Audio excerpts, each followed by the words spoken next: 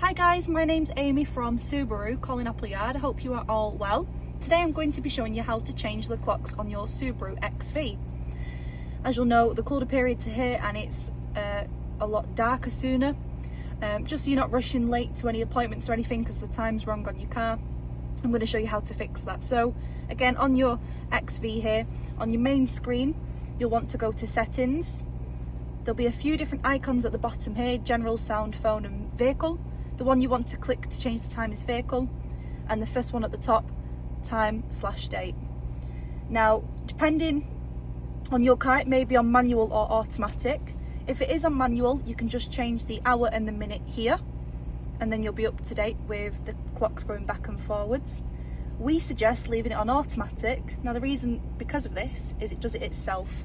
So when the clocks go forwards again in a few months, it'll automatically change. So again, just click mode there and you've got auto and manual. Hopefully that helps, and take care guys. Thank you very much.